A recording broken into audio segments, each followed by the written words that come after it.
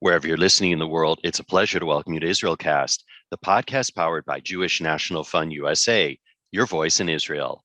I'm Stephen Shalowitz, first reminding you that for over 120 years, Jewish National Fund USA has been the premier philanthropic movement for the land and people of Israel. While best known for planting trees in Israel, JNF USA contributes to Israeli life in so many ways, including community development in the Negev and the Galilee, preservation of heritage sites, supporting people with disabilities, and connecting high school and college students to Israel. To learn more and to see how you can contribute, do visit jnf.org. Once again, jnf.org. Now, typically focused on empowering, revitalizing towns and villages across Israel, the volunteers of Jewish National Fund's affiliate MAKOM communities are often first in line to lend a hand across the country and even throughout the world anytime people are in need. Now, right now, MAKOM volunteers are mobilizing to support those in Ukraine with food, essential supplies, emotional support, and more. And you can support this important initiative at jnf.org/MAKOM. Once again, jnf.org/MAKOM. Well, one of the MAKOM volunteers engaged in the Ukrainian relief effort, who just returned from the Ukrainian border, is Omri Ben Horin, who joins us on this episode of IsraelCast. Now, Omri is a member of MAKOM's Dror Israel Educators community and is responsible for educational training. He manages Totzeret Haaretz college student communities in the center of Israel. During his military service, he served for 2 years as a combat soldier in the Nachal brigade, and during his third year, served in the educational brigade, serving as a counselor for youth at risk in Karmiel. He has a bachelor's in informal education from Beit Beryl College. And let me say, Omri is actually a man of many talents.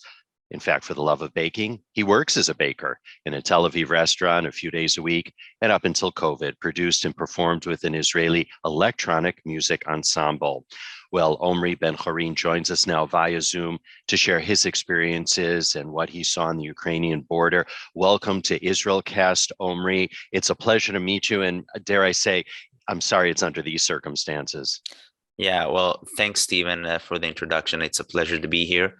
And I feel the same. It's sad that these are the circumstances, but we are here to discuss it.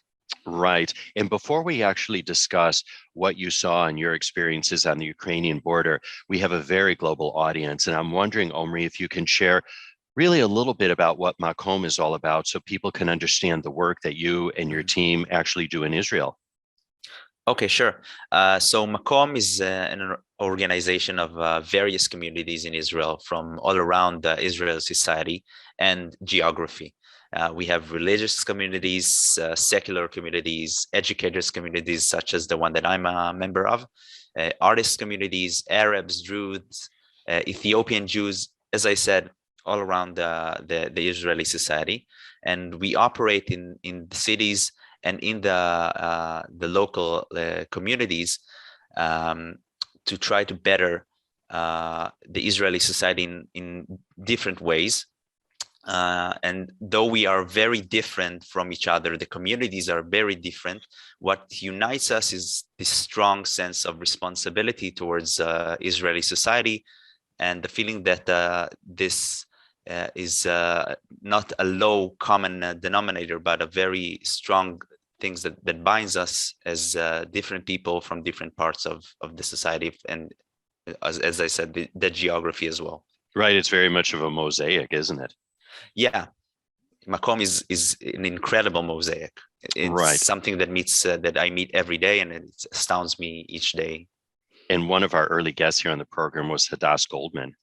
Yeah. Who's the founder, right? Yeah. Right. She's the founder of one of the organizations in MAKOM. Yeah.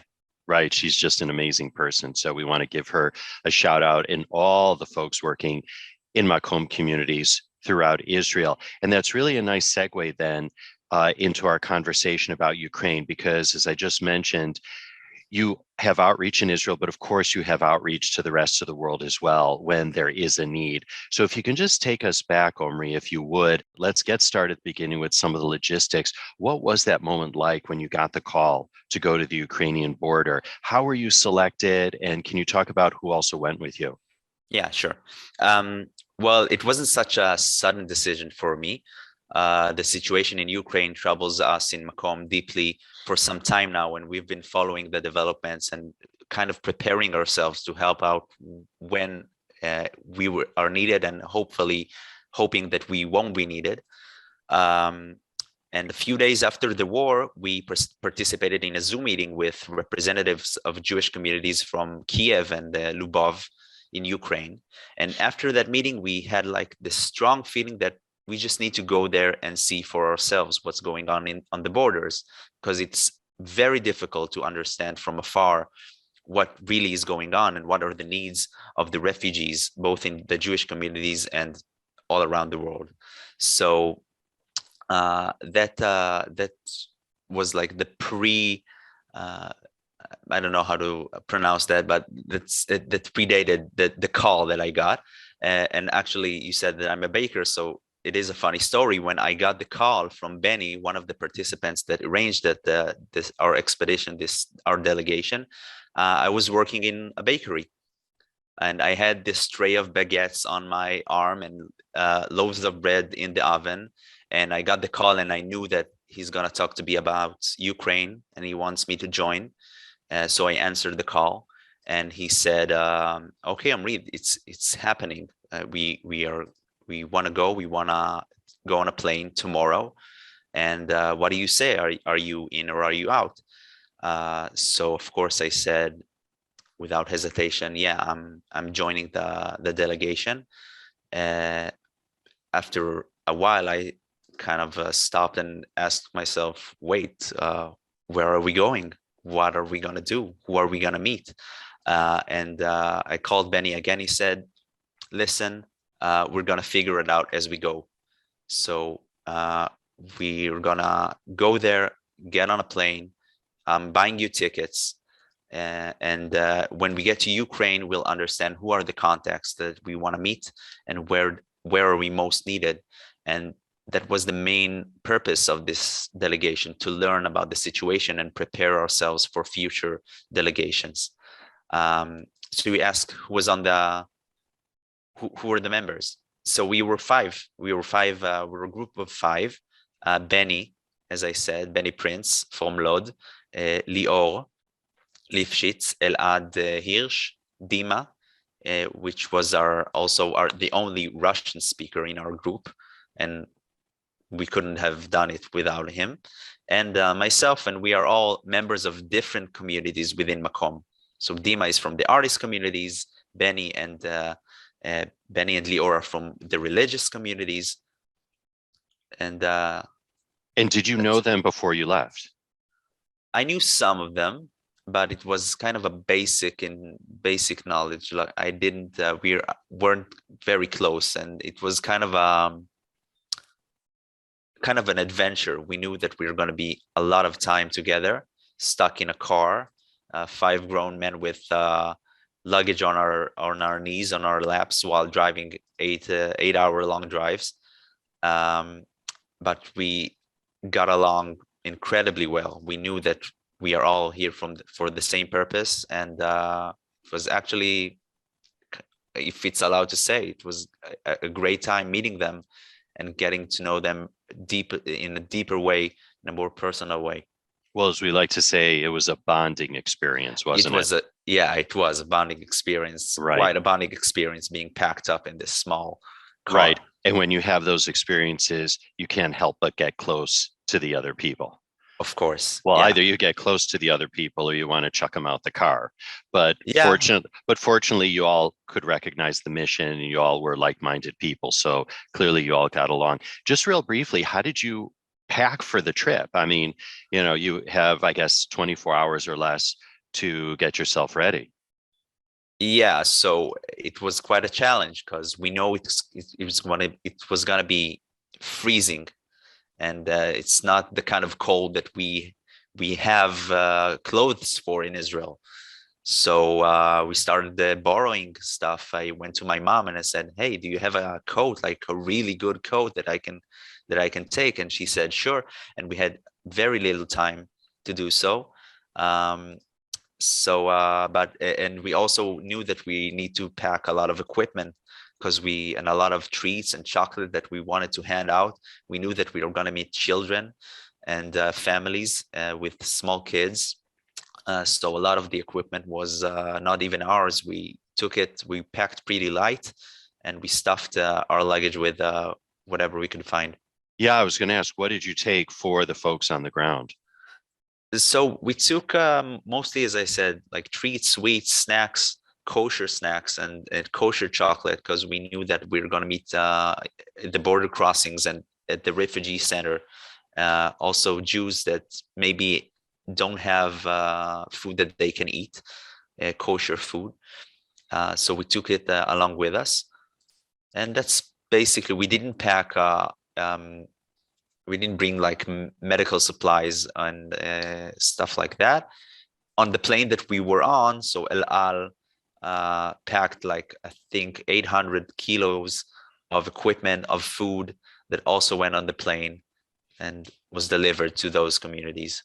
Yeah, they did that free of charge, I understand. Yeah, free of charge, yeah. It's a humanitarian exercise. And so you flew in to where? And talk us through then your journey and, you know, exactly where did you go?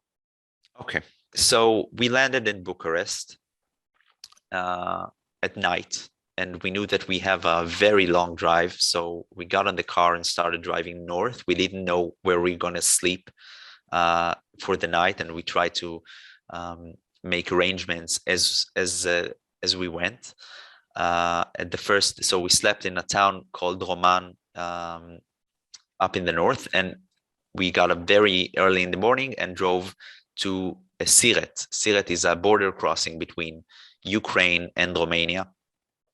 And I think that's the first stop of our journey, and where things kind of got real for us. Because up until then, we saw the photos and we talked to the people via Zoom and telephone. But when we got to Siret, to the border crossing, we understood, okay, that's real. These things are actually happening. These are actual people, actual families that are crossing the border right now with kids in the snow.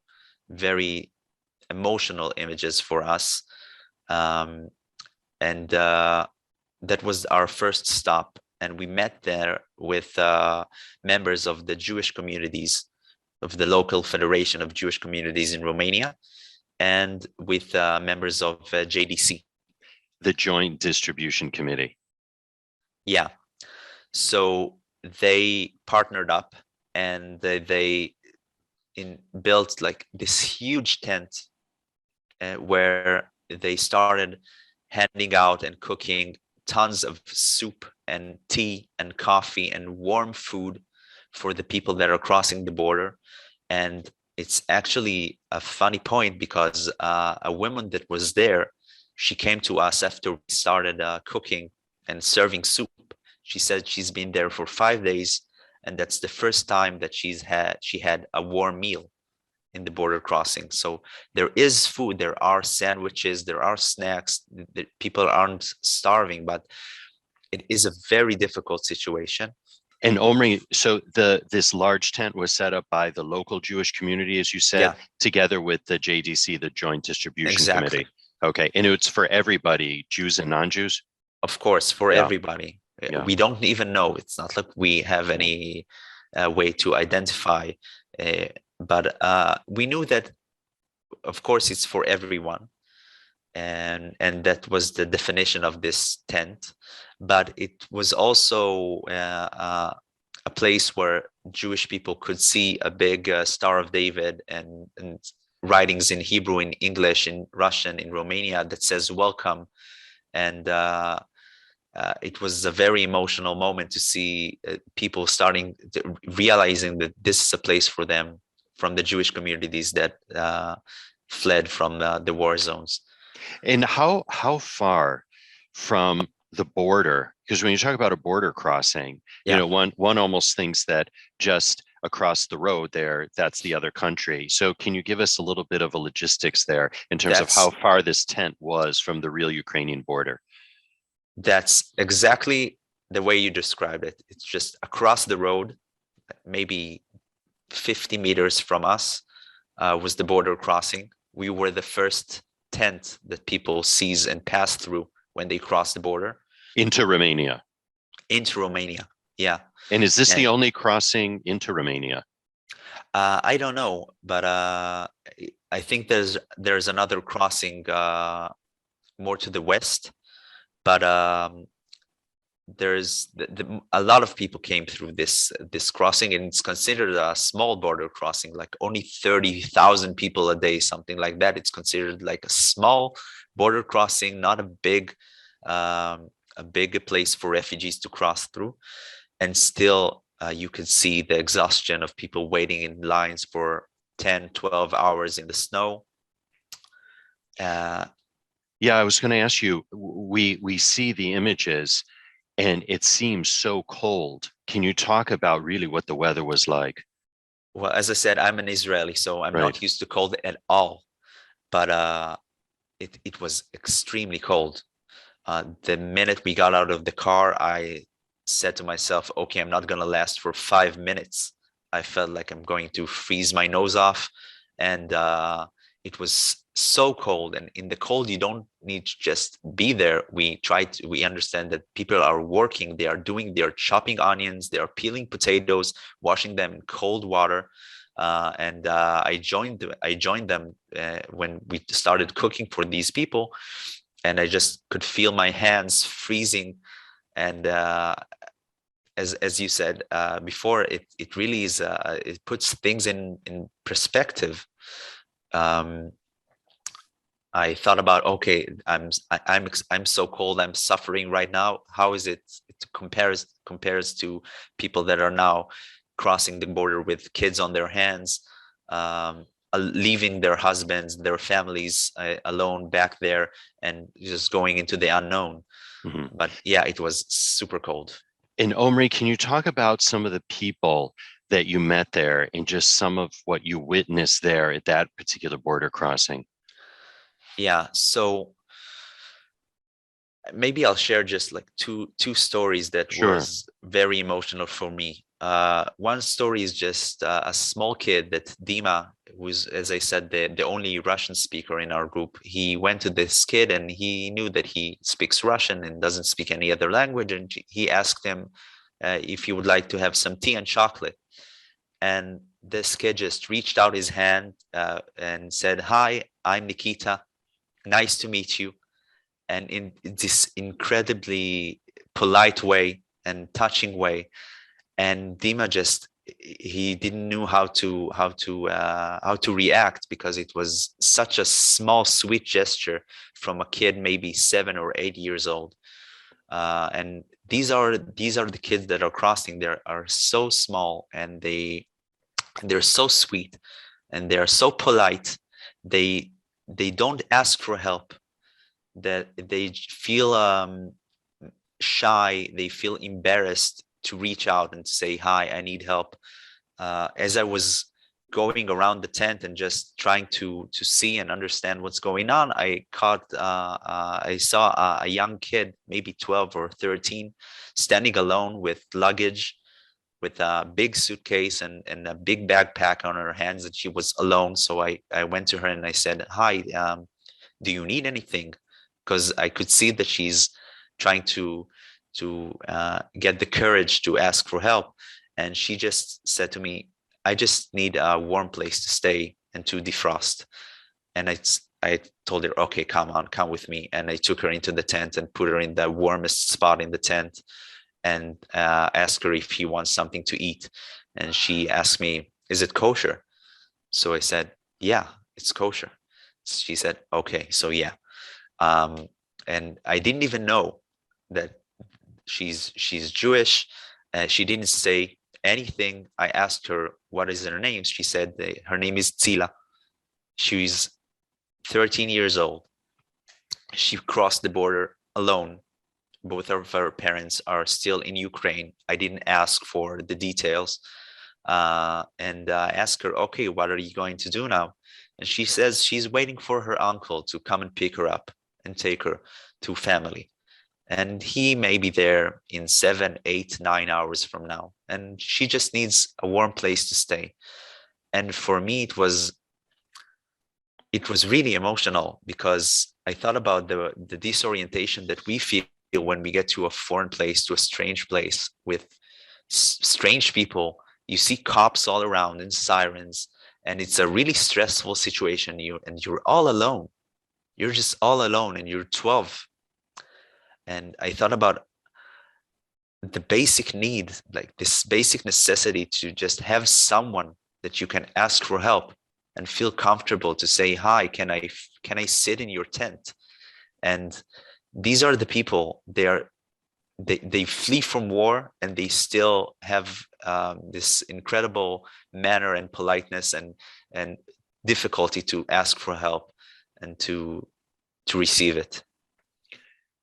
And to think that she made that trip alone. Alone. And again, it was probably maybe a combination of train and walking, or all walking. It's just extraordinary when you think about the hardship just of that, and then finally reaching this tent. Yeah, so we see them. For us, it's the beginning of their journey, but for them, they've been through hell just getting to that border. Some of them, it took them 3, 4, 5 days to get there. A lot of the refugees told us that they had to sleep in their cars in the cold with the lights off.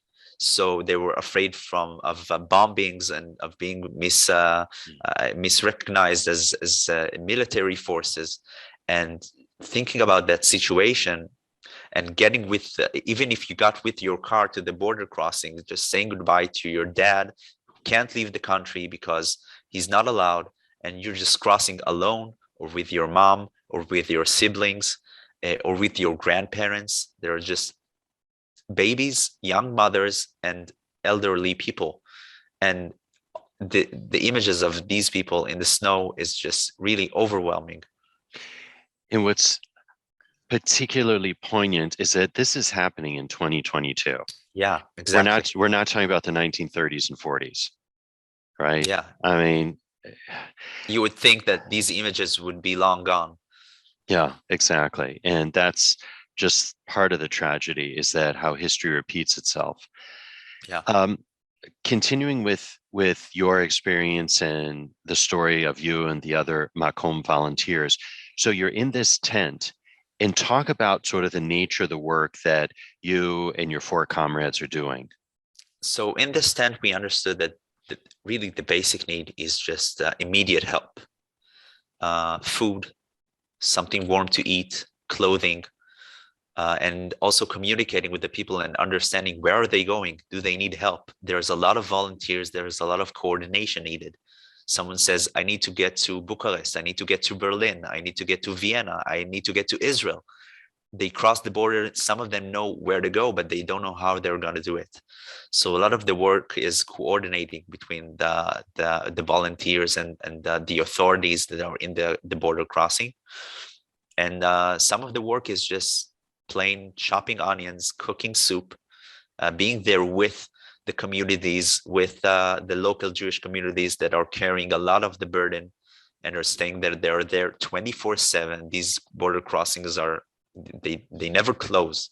So people just keep on passing. And the nature of the work is really, in border crossing, is just giving out immediate help. And so this particular tent that you're talking about, there's food there. Are people sleeping in the tent as well? So in our tent, no, people don't sleep. There's food, and there's constantly cooking food, constantly. Like we cooked soup in huge pots, and it just ran out the second we handed it out, because there's thousands of people, and everybody wants just a warm cup of soup and not another snack or another sandwich. They need to warm up. And we met a charming man there called Tuvia, who was a former chef in Israel and in Europe, a man whose son just passed away 2 weeks ago. And he said, when he heard about what's going on, he lives not far from there. He's from a local Jewish community in Romania. And he said, okay, he's living in the tent. he is sleeping in a tent. But the refugees, most of them are there as a crossing point, and they move on. And I really, when you ask me questions, I'm reliving these moments and these conversation with these people, and it really is emotional for me, because this man, he was such an inspiration. What kind of strength do you need to? And he's not a young man, as a lot of the Jewish communities there, to go and 2 weeks after your son passed away, just sleep in a tent in the border crossing just to cook soup, because that's what you can do and that's how you can contribute. That's the definition of an angel, isn't it? Yeah, it is. It Such really a is. sweet man. Right. And so how long were you at that particular border crossing, Omri, and how long were you in general at the Ukrainian border? So at the Ukrainian border, we were there for the whole day. We got there at morning, and we left for another long drive towards Moldova at night. We got there, and the purpose, of course, was to see what's going on in the border crossings and how we can send volunteers in the future and make this long-term connection and not just be there. Right. So ourselves. it was very much also of a fact-finding mission. Yeah. That the five of you were on. It was not only hands-on, but hey, what's the need, and how can MAKOM coalesce people to go there and to really help? Yeah, and also you speak with people on the phone, and they don't know who you are and what you want. And we understood, okay, we got to get to the point and meet the people in person, and first help them chop onions. And then when they have 5 minutes of their spare times, we can have a talk and say, hi, we are here to make a long-term connection, and not just to help out for a day and move on. Right. So you get to the Moldovan border with Ukraine, and what is that like? So we didn't really get close to the Moldovan border. We understood that there's a lot of chaos there. We crossed the border to Moldova and went to Chisinau, to the capital of Moldova. And it was so chaotic in Chisinau. And people just told us, okay, don't go to the border. You have nothing to do there right now. Just be here with the people, with the refugees that are coming to Chisinau. So we went to the local synagogue, the big synagogue in Chisinau, and met with the rabbi, Rabbi Pinchas, and he's coordinating this crazy mission with hundreds of volunteers working around the clock, trying to help with logistics, with finding sleeping arrangements for everybody, with feeding everybody. He doesn't ask any questions. Nobody asks, okay, where are you from? Where are you going? Are you Jewish? Are you a Christian? It doesn't matter to anyone. It's clear that it's, first of all, a human mission, a humanitarian mission. And from there, he pointed us to the local Moldovan community, which rents 3 huge hotels for refugees. So we went there to see these refugee centers, which are hosting right now hundreds of families that are trying to find their way out of Moldova, and are trying to reach a place where they can catch a plane, because Moldova doesn't have any flights. You can't leave the country by plane. So everybody's trying to find a bus, trying to find a car. And in the meantime, they're trying to understand where they're going to sleep right now, today. And we saw their community of Jewish people from Odessa that fled to Moldova. 3 buses standing there, waiting for hours and hours and hours, not knowing where are they going to sleep tonight, and talking about a huge sense of uncertainty.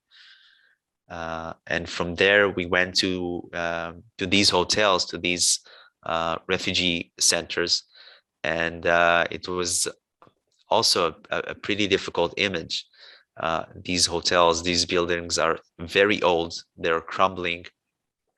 Some of them were closed and were just recently open to host all these these tens of thousands of people that are passing each day.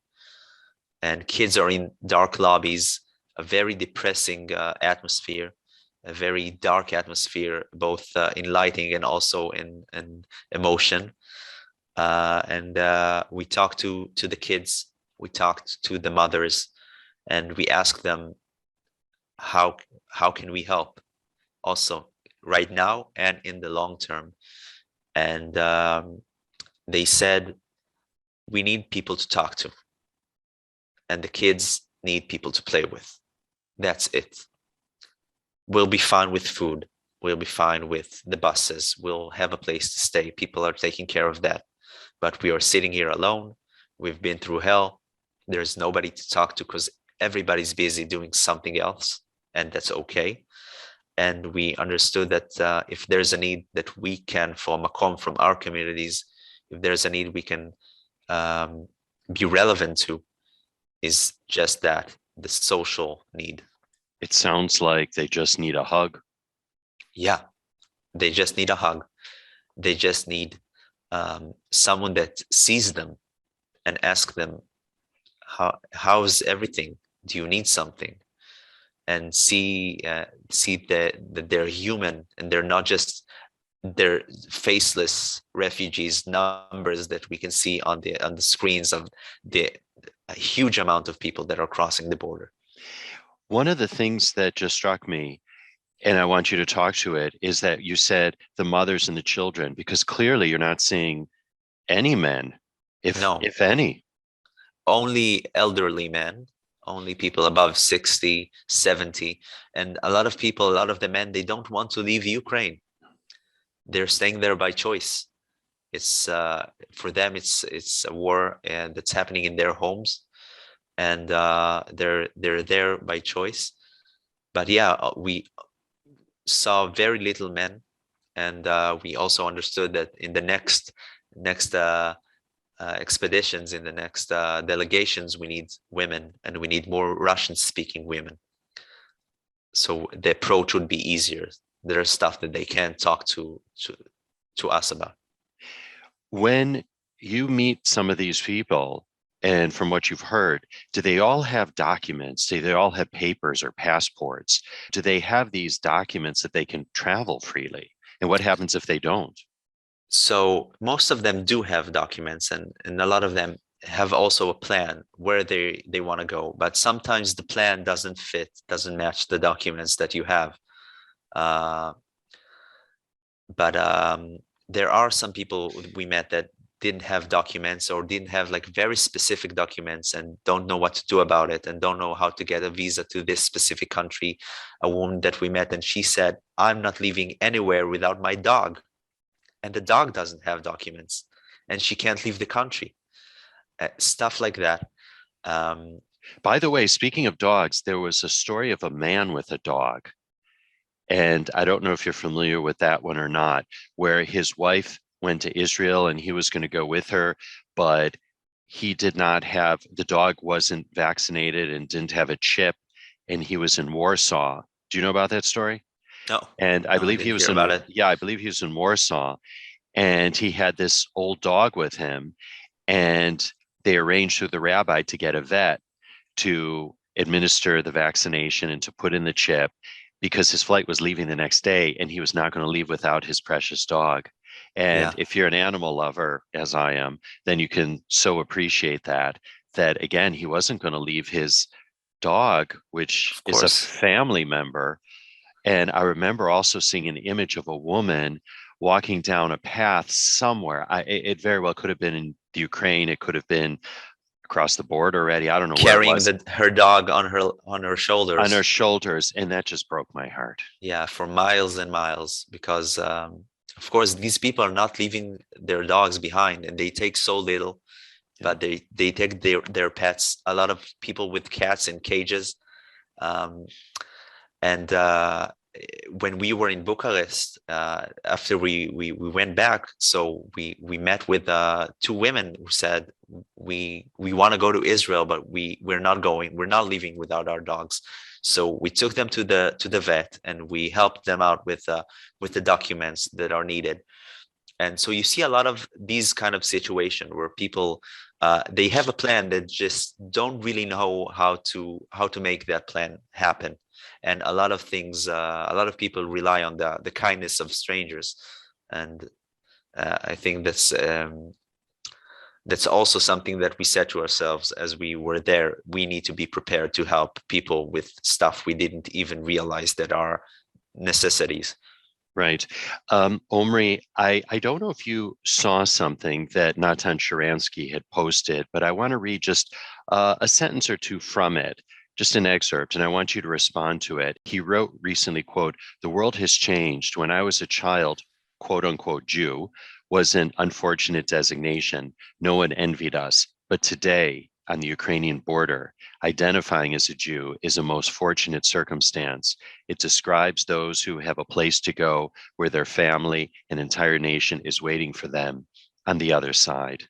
And I want you to respond to that. Well, I think it's a very deep way to describe the situation, and a very true one. When we met the people, most of them really, if they have family, maybe they'll get along. If they have money, maybe they can get along. But people that are crossing and have, which come from Jewish communities, wherever they go, they meet people from Israel and from the local Jewish communities that are already there and are preparing to help them out.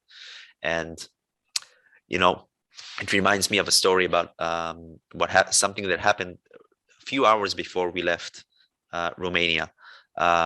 So a girl came to me in Bucharest when we were in the hotel that hosted also a lot of refugee families.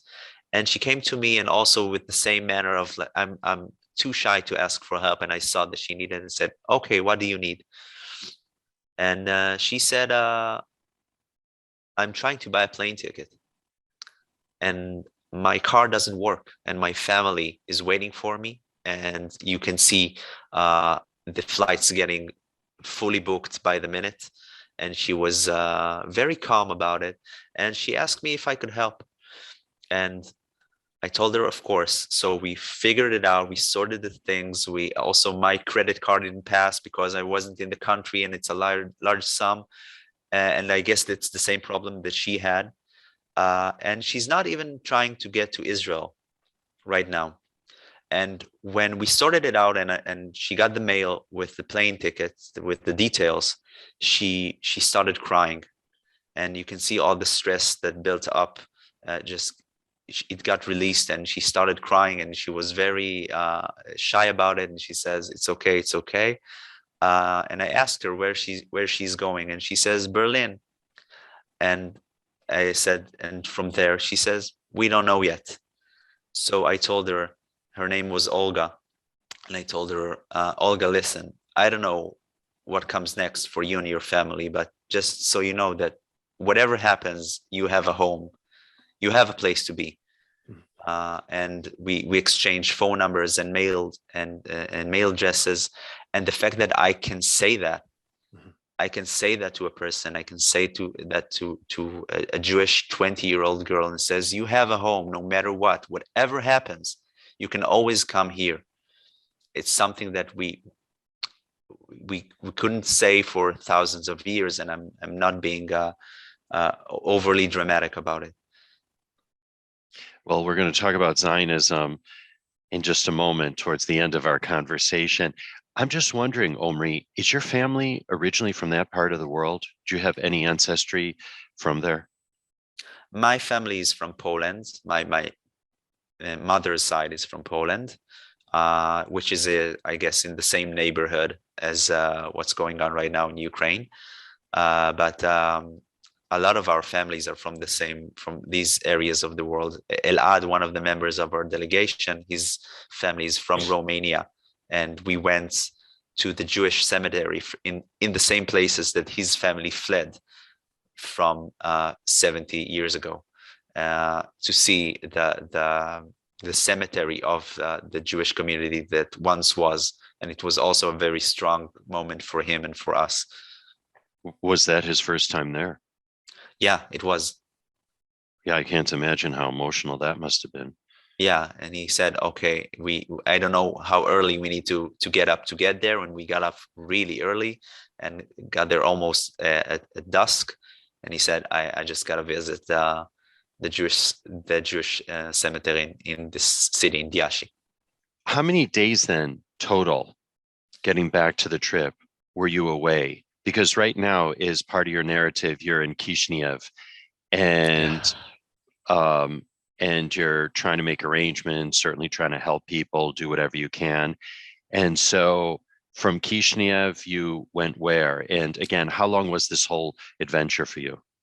So I know it sounds like we've been away for a month, and it also feels that way, but it was only a 5-day trip adventure, which really felt like that because every day was very, very full of events and of meetings and of people and of situation. But also it probably felt like a month just because of the sheer emotion that you and the others were feeling. Yeah, it was very packed with emotion. And even when you discuss it, when I discuss it right now with you, the stories keeps popping back and the emotions keeps popping back, and it was really very loaded and heavy with emotion. Indeed. So after Kishinev, you went where? After Kishinev, we went back to Bucharest. We kind of saw this as a good way to end our trip, because we were at the border crossings. We went to the refugee centers, and then we wanted to see what happens in the big cities, in the major cities, where most of the people go and stay for a medium term. So that's what we went to do in Bucharest. We went to a hotel that's operated by, I don't know how to say that in English, Sochnut HaYehudit, the Jewish agency. The Jewish agency, okay. The Jewish agency. See, your English is superb, actually. Thanks. Yeah, I can have American sitcoms to say to thank. All right. That. Yeah. Next time we'll ask you which ones. Yeah, next time. So let's make sure there's a next time. Yes. Anyway, so that was like the closure for our trip. We went back and we met the people. Some of them are in the Jewish agency waiting to make Aliyah, to come to Israel, to immigrate to Israel. And we talked to them and we started thinking, okay, there's work to do here in Israel as well.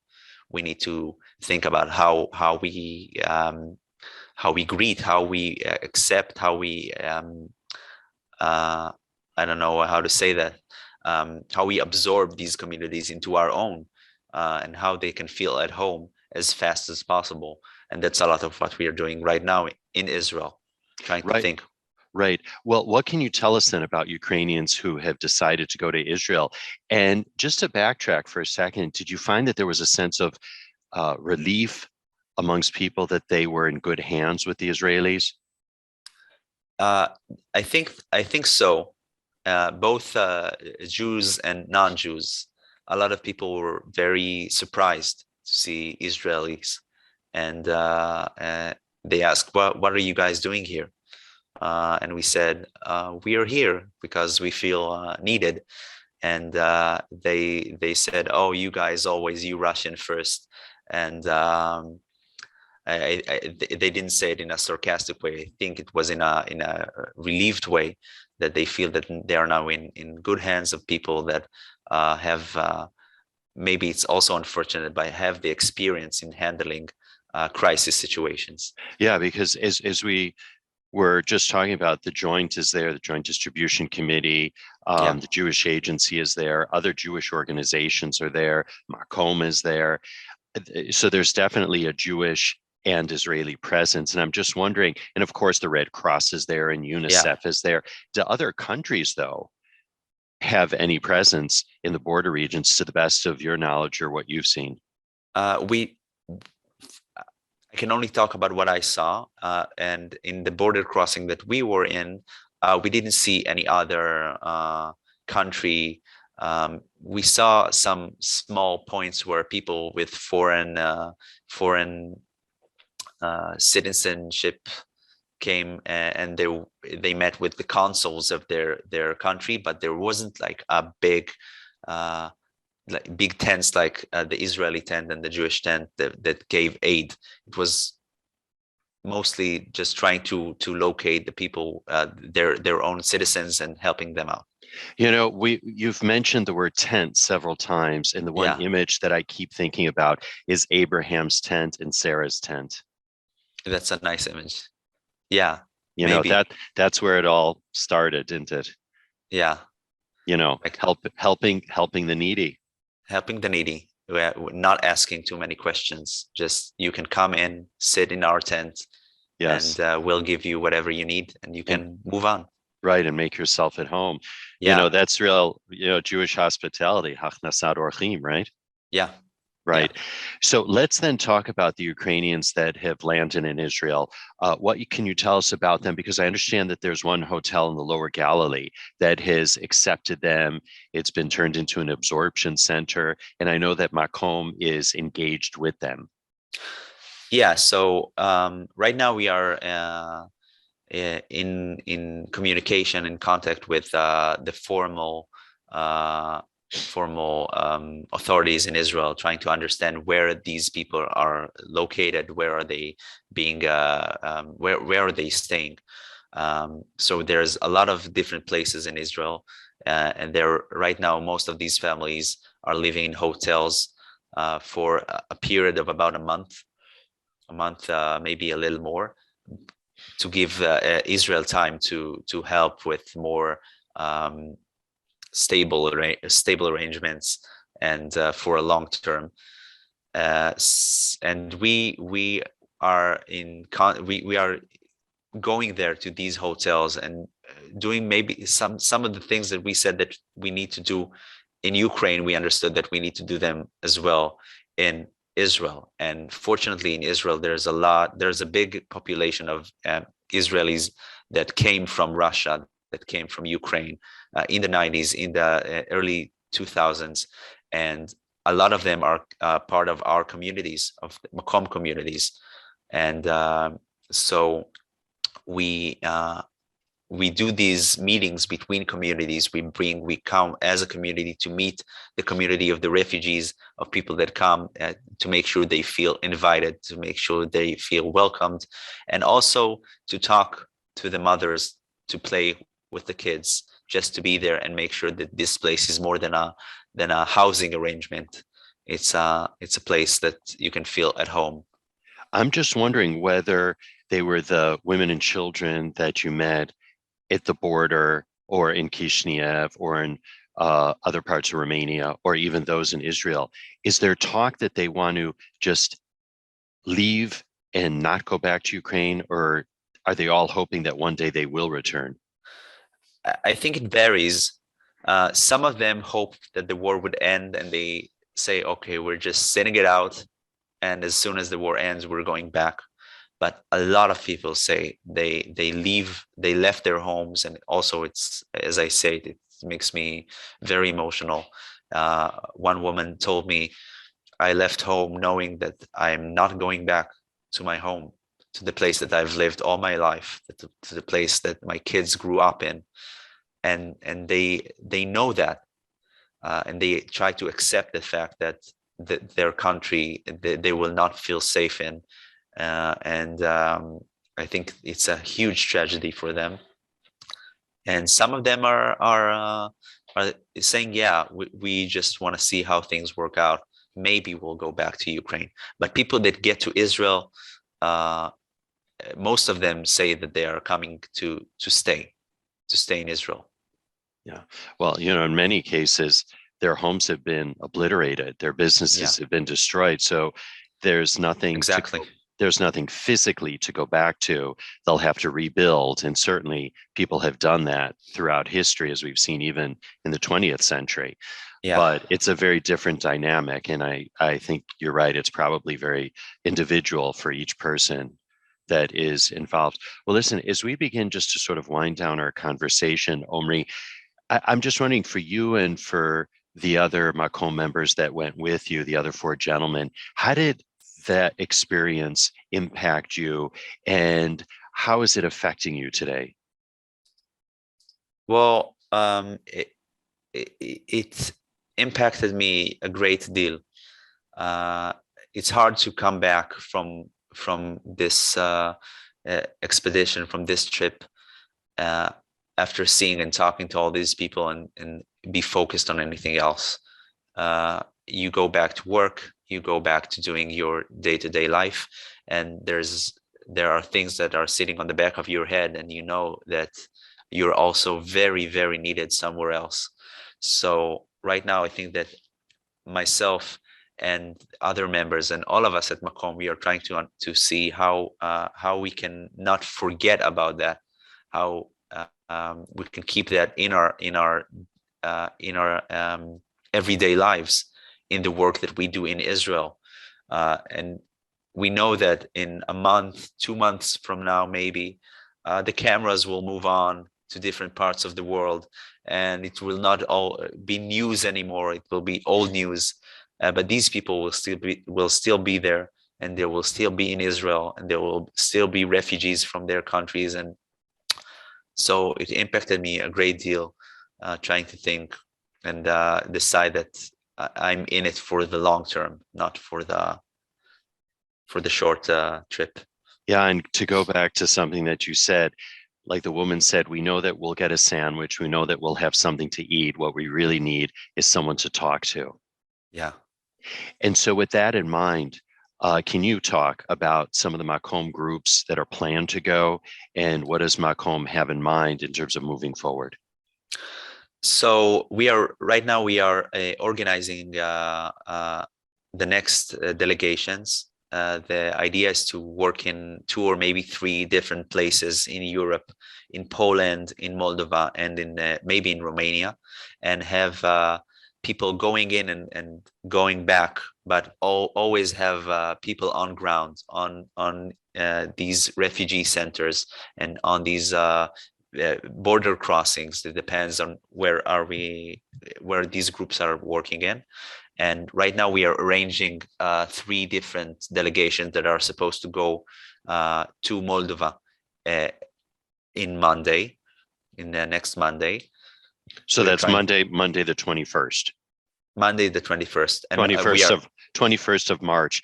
From there on, we are also trying to find the volunteers and arrange their delegations that will follow. So there's always someone that is meeting the next delegation, explaining what's going on before they go back to Israel. And that's a lot of volunteers that we are trying to send right now. Omri, as I'm listening to your story, and as I watch the news 24/7, it seems like, and seeing these images, we're reminded of the evil that man can do, but we're also reminded of the beauty of what man can do as well, right? And to see the humanity in people, and people just coming together to help a fellow human being, it's, at the end of the day, that's really what it's all about, isn't it? Yeah, and that's also a very strong impact that this trip has left on me. And I remember that Dima, one of the members, when we were obviously shocked of what we saw, and of, as you said, the worst of humanity, he told us, listen, we need to remember that most people are good at heart. And we saw that a lot. Most people are good at heart and are willing to give out and to help, even when they don't need to, they don't have to. It doesn't have anything to do with them personally, and still.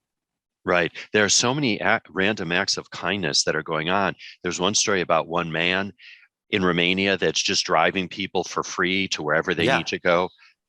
Do you know about that one? Yeah, we met that person. Oh, did you? We actually, I know, I guess there is more than one, but when we were on our way to Syria, to our first point, a man just at the gas station, he told us, "Are you going to the border crossing?" And we said, "Yeah." And he says, "Listen, it's very hard to get to the border crossing. There's a lot of police officers that are not letting anyone get near. And I myself, I drive people from the border crossing voluntarily to wherever they need. And so these guys know me. So just follow me, and I'll let you in." And he recognized that we are Israelis, and he helped a lot of Jewish people get to Bucharest in the past few days. So, and just like a random encounter, and he helped us out to reach the first tent that I was speaking about in earlier in the conversation. Without him, it would have been very difficult for us even to reach the border crossing. So not only that he helps refugees, he also helped us on our way, just randomly meeting and encountering him. But when you have experiences like that, Omri, you almost say to yourself, nothing's random, is it? Yeah. Actually, yeah. Nothing's random. And we have a lot of other situations there when we said, okay, that can't be random. It has to be like hashgacha, like someone's looking out and helping you on your way. Right. Listen, at the end of the day, that's where the energy comes from. It's from upstairs, as we like to say. Yeah. Well, listen, you've been so incredibly generous with your time. And really, before we head off into the sunset, and we would love to have you back really to talk more about your experiences and also what MAKOM is doing. But I don't know if you know or not, but Jewish National Fund USA has launched a whole year-long campaign called Conversations on Zionism, Reclaiming the Narrative. As I said, it's a year-long campaign. It's meant to reclaim the beauty, the inclusivity of what Zionism is all about. And for our dear listeners around the world, we encourage everyone in earshot to go to youtube.com/Zionism Studios. Once again, youtube.com/Zionism Studios to catch really these important, enlightening conversations. So Omri, with that in mind, I'd love you to share what your definition of Zionism is and what aspect of Zionism are you most proud of? Well, I think that Zionism for me is the aspiration to build a good society for everyone within the Jewish state. And I think that, as you said, Zionism as an inclusive concept that says we Jewish people are allowed to have, we are allowed to have our home, but our home also needs to be good, to be inclusive, and to be just. Omri Ben Horin, we're going to leave it right there then. We want to thank you so much for joining us here on this edition of IsraelCast. And really, we wish you and everyone in the MAKOM community really much success as you carry on with your much needed work there on the Ukrainian border and with the Ukrainian Jewish community that has made its way to Israel. So once again, congratulations. And we look forward to having you again. And indeed, we'll have info about Omri and a link to how you can donate and help on the show notes page of our website, jnf.org/IsraelCast. In fact, you know what I'm going to do? I'm going to give you that website just once again. Go to jnf.org/MAKOM. Once again, jnf.org/MAKOM. I know it's a lot of information here, folks, but once again, we'll have that link on the show notes page of our website, jnf.org/IsraelCast. And before we move on with a little bit more housekeeping, I'd like to remind you, as we were just talking about, that Jewish National Fund USA believes the time has come for us to reclaim the narrative, take ownership of the word Zionism, and show the world how beautiful, inclusive, and inspirational Zionism really is. So do join JNF USA's Conversations on Zionism, Reclaiming the Narrative. As I said before, it's a year-long series which will educate, inspire, and engage on the true meaning of the word Zionism and reclaim its true meaning in all its glory. Go to youtube.com/Zionism Studios. And of course, we do release new episodes of IsraelCast every other Wednesday. And just so you never miss an episode, subscribe to us wherever you get your podcasts. Simply search for IsraelCast. And don't forget to rate and review us to make it easier for more people around the world to find us. Or you can always enjoy the show by visiting us at our website. I think by now you got it. It's jnf.org/IsraelCast. Now, it takes a whole moshav to put IsraelCast together. For that, we thank Vivian Grossman, Dara Shapiro, and J.D. Krebs. Our editors are Jay Rothman and James Casada from Miratone Studios right here in the very heart of New York City. And the music that you hear at the top and tail of the program is titled My Eden. It's by the very talented Rafi Malkiel from his album Water on the Tzaddik label. Now, IsraelCast is powered by Jewish National Fund USA, your voice in Israel. For more information about JNF USA, visit jnf.org. And if you'd like to write to us with story ideas or just to say hello, we'd all love to hear from you. So do email us at IsraelCast@jnf.org. IsraelCast@jnf.org, once again, is our email address. Meantime, I'm Stephen Shalowitz. Thanking you for tuning in and looking forward to having you join us on future episodes of IsraelCast.